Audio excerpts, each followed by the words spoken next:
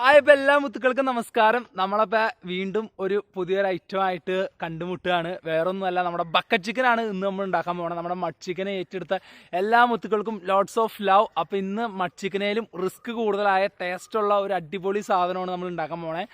നമ്മുടെ bucket chicken നമ്മുടെ യൂട്യൂബിലും ഇൻസ്റ്റാഗ്രാമിലും ഒക്കെ ഇപ്പോൾ ട്രെൻഡിങ് ആയിക്കൊണ്ടിരിക്കുന്നത് നമ്മുടെ ബക്കറ്റ് ചിക്കനാണ്. അപ്പോൾ ഒട്ടും സമയം കളയാതെ നമുക്ക് നേരെ ബക്കറ്റ് ചിക്കൻ ഉണ്ടാക്കാൻ വേണ്ടി പോകാം. അപ്പോൾ നേരെ ഇൻഗ്രീഡിയൻസ് ഇല്ല, സോറി, ഇന്ന് ഞായറാഴ്ച അല്ലാത്തതുകൊണ്ട് അപ്പൻ നമ്മുടെ കോഴീനൊന്നും വാങ്ങി വെച്ചിട്ടില്ല. അപ്പോൾ കോഴീനെ വാങ്ങാൻ വേണ്ടി നമ്മൾ തന്നെ പോകണം. അപ്പോൾ നമുക്ക് നേരെ കോഴീനെ വാങ്ങാൻ വേണ്ടി പോയാലോ?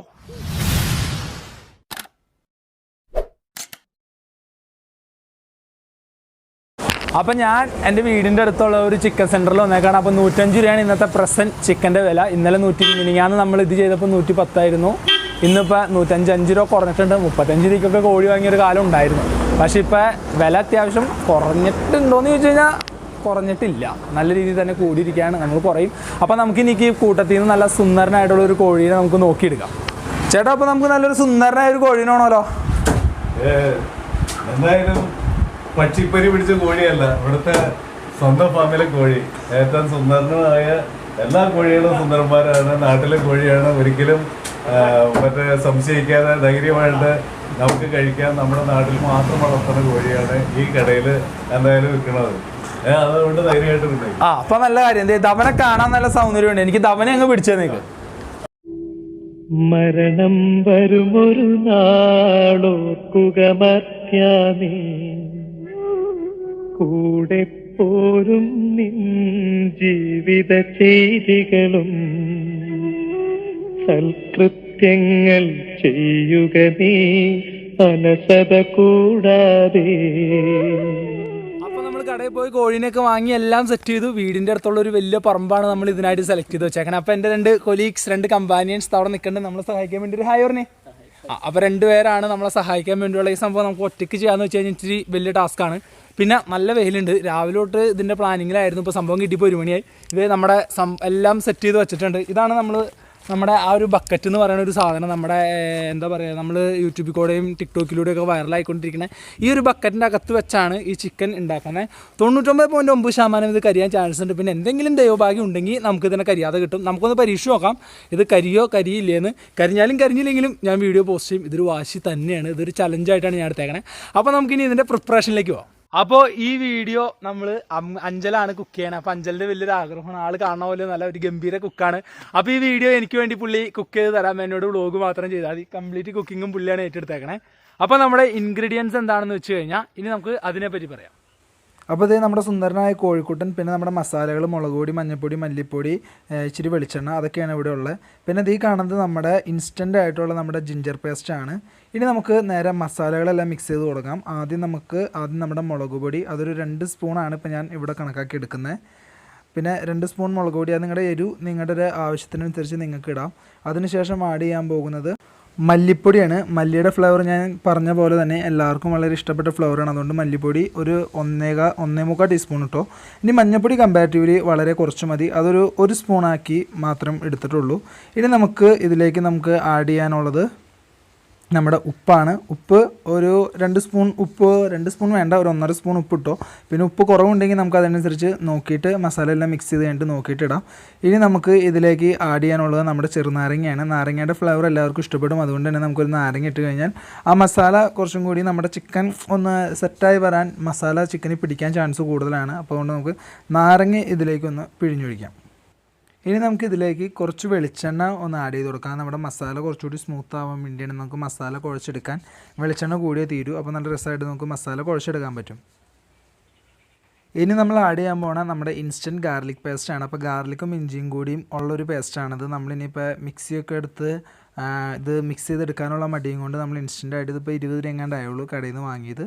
അപ്പോൾ അത് ഞാൻ ടേസ്റ്റ് ചെയ്ത് നോക്കിയിട്ട് നമ്മുടെ ശരിക്കും വെളുത്തുള്ളി അച്ചാറിൻ്റെ അതേ ടേസ്റ്റാണ്. നല്ലൊരു ഗാർലിക്കിൻ്റെയും ഇഞ്ചിയുടെ രണ്ടിൻ്റെയും ഒരു ടേസ്റ്റ് ശരിക്കും ഇതിൽ കയറി വേണ്ടി. ഇനി നമുക്കിത് മാക്സിമം മിക്സ് ചെയ്തെടുക്കാം. ഈ മിക്സ് ചെയ്തെടുക്കുന്നതാണ് നമ്മുടെ മസാല. അപ്പോൾ അതുകൊണ്ട് നല്ല ശക്തിയിൽ നമുക്കിത് മിക്സ് ചെയ്തെടുക്കാം.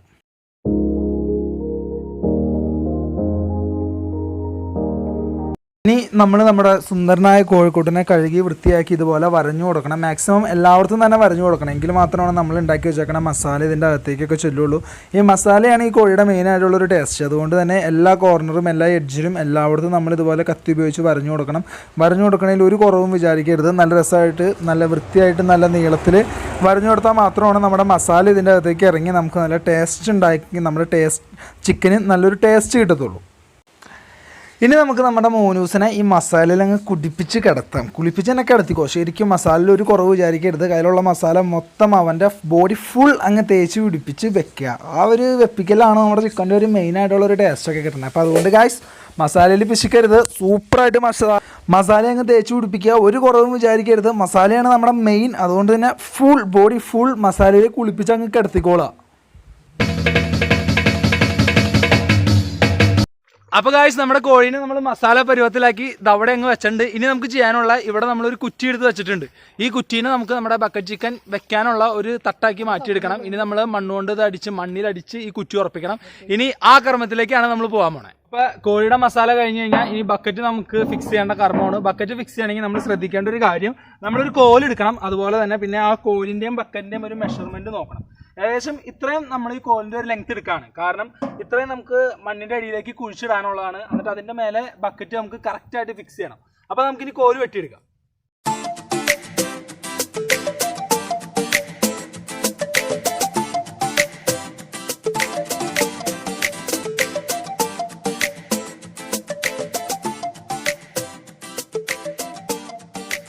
അപ്പോൾ നമ്മൾ കുറ്റി അടിച്ചുറപ്പിച്ചു. ഇനി നമുക്ക് നമ്മുടെ ബക്കറ്റ് ഇതിൽ പാകമാണെന്ന് നോക്കണം. ഇപ്പോൾ by the grace of God സംഭവം സെറ്റാണ്.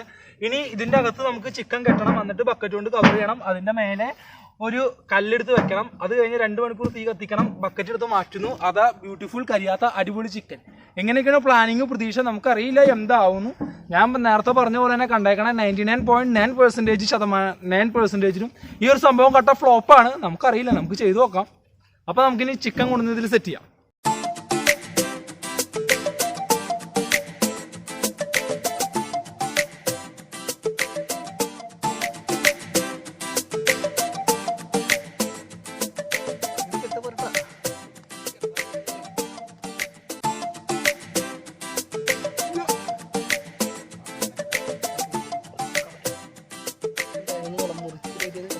സംഭവം കോഴിക്കോട്ടനെ മസാലയിലൊക്കെ കൊടിപ്പിച്ച് അല്ല കിടിലനാക്കി വെച്ചിട്ടുണ്ട്. ഇനി നമ്മളിതൊരു വിധം ഉറപ്പിച്ച് വെച്ചിട്ടുണ്ട്. അത്ര അടിപൊളി കെട്ടൊന്നുമല്ല കെട്ടിയാണ്, എന്നാലും അഡ്ജസ്റ്റ് ചെയ്ത് കെട്ടി വെച്ചിട്ടുണ്ട്. നിങ്ങൾ കെട്ടുമ്പോൾ നന്നായിട്ട് കെട്ടി വെക്കുക. എനിക്ക് നല്ലൊരു ചെമ്പ് കമ്പി കിട്ടിയില്ല, കെട്ടുകമ്പി കിട്ടിയില്ല. അപ്പോൾ അതുകൊണ്ട് കിട്ടിയൊരു കമ്പി വെച്ചാണ്. പിന്നെ പ്ലാസ്റ്റിക് കമ്പി യൂസ് ചെയ്തിട്ട്, പ്ലാസ്റ്റിക് കമ്പി യൂസ് ചെയ്ത് കഴിഞ്ഞാൽ ചൂട് വരുമ്പോൾ ഈ സാധനത്തിൽ ഇങ്ങനെ ഉരുകി പിടിച്ചിരിക്കും. ഇനി നമുക്ക് ചെയ്യാനുള്ളത് നമ്മുടെ bucket and the final bucket എടുത്ത് നമ്മൾ ഇതിനെ ക്ലോസ് ചെയ്യുന്നു.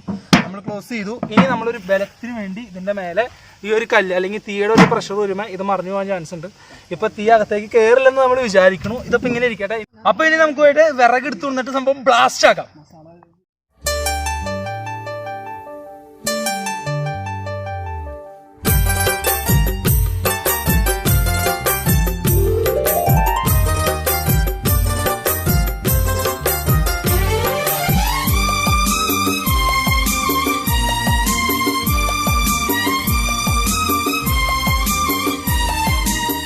ഗായ്സ് അറ്റ് ലാസ്റ്റ് നമ്മൾ കാത്തിരുന്ന നമ്മുടെ സമയത്ത് ഇപ്പൊ ഏകദേശം ഒരു 3/4 മണിക്കൂർ ഒരു 15 മിനിറ്റ് നല്ല തീയിൽ നമ്മൾ ഇതിനെ കത്തിച്ചു. പിന്നെ ആ നല്ല വിറകിന്റെ നല്ല കനലിൽ നമ്മളൊരു അരമണിക്കൂർ ഇതിനിട്ട് വേവിച്ചു. ഇനി നമുക്ക് പതുക്കെ ഓപ്പൺ ചെയ്ത് നോക്കാം എന്താവും. നിങ്ങളെപ്പോലെ തന്നെ ഞാനും ഭയങ്കര എക്സൈറ്റഡ് ആണ്. കർത്താവെ മിന്നിച്ചേക്കണേ. ഒരു ദിവസത്തെ മൊത്തം പണി, വെയിലുകൊള്ളല്, കറുത്തുപോയി, കാശ്, ധനനഷ്ടം, മാനഹാനി എല്ലാം. അതുകൊണ്ട് നിങ്ങളും പ്രാർത്ഥിക്കുക അടിപൊളി ആവാൻ വേണ്ടി. സംഭവം സൂപ്പർ ആവുന്നുള്ളൊരു കോൺഫിഡൻസ് ഉണ്ട്. ഇനി നമുക്ക് ഒട്ടും വെയിറ്റ് ചെയ്യാതെ നമുക്ക് നേരെ സാധനം തുറക്കാം.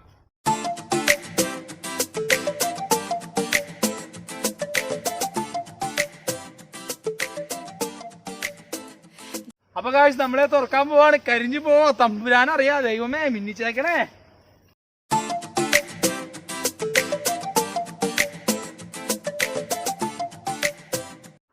മക്കളെ പോയി തോന്നണെല്ലാം ഒരു ദിവസത്തെ മൊത്തം കഷ്ടപ്പാട് ഇത് കരിക്കട്ട പോലെ ഇരിക്കണു. പക്ഷെ ഒരു ചെറിയൊരു ആശ്വാസം, പുറത്ത് മാത്രം കരിഞ്ഞിട്ടുള്ളൂ, ആ മസാലയുടെ പോഷൻ മാത്രം കരിഞ്ഞിട്ടുള്ളൂ. അതൊക്കെ നല്ല രസമായിട്ട് ഇങ്ങനെ ഡ്രൈ ആയിട്ട് ഇരിക്കുന്നുണ്ട് എന്നാണ് ഒരു പ്രതീക്ഷ. എടുത്തു നോക്കാല്ലേ.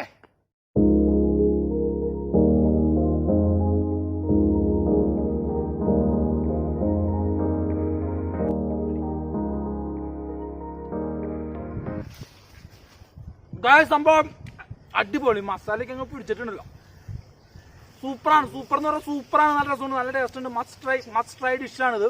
നമ്മുടെ ഗ്രിൽ ചിക്കൻ്റെ ഒക്കെ ഒരു ടേസ്റ്റാണ്, അൽഫാമിന്റെ ഒക്കെ ഒരു ടേസ്റ്റാണ്. ഇച്ചിരി മണക്കൂസ് അല്ല മയോണൈസ് ഒക്കെ കൂട്ടി കഴിച്ചു കഴിഞ്ഞാൽ സൂപ്പറാണ് സാധനം. ഒരു ഇച്ചിരി കരിഞ്ഞു പോയി, അത് കുഴപ്പമില്ല. ഫ്രണ്ട്സ്, ഇതാണ് നമ്മുടെ ബക്കറ്റ് ചിക്കൻ. ഇത് ഇച്ചിരി കരിഞ്ഞെങ്കിലും സംഭവം ഓവറോൾ കൊള്ളാം, നിങ്ങൾക്കൊക്കെ ട്രൈ ചെയ്ത് നോക്കാവുന്നതാണ്. അപ്പോൾ ഇനി നമ്മുടെ യൂഷ്വൽ കാര്യങ്ങളൊക്കെ തന്നെ. വീഡിയോ ഇഷ്ടമായി കഴിഞ്ഞാൽ നിങ്ങൾ ലൈക്ക് ചെയ്യണം, ഷെയർ ചെയ്യണം, സബ്സ്ക്രൈബ് ചെയ്യണം. ഇഷ്ടപ്പെട്ടില്ലെങ്കിൽ എന്തുകൊണ്ട് ഇഷ്ടപ്പെട്ടില്ല എന്നുകൂടി കമന്റ് ചെയ്യണം. അപ്പോൾ വീണ്ടും തുടർന്നും നല്ല രസകരമായ കാഴ്ചയായിട്ട് നമുക്ക് പിന്നീട് കണ്ടുമുട്ടാം. അതുവരെ എല്ലാവർക്കും ബൈ ബൈ.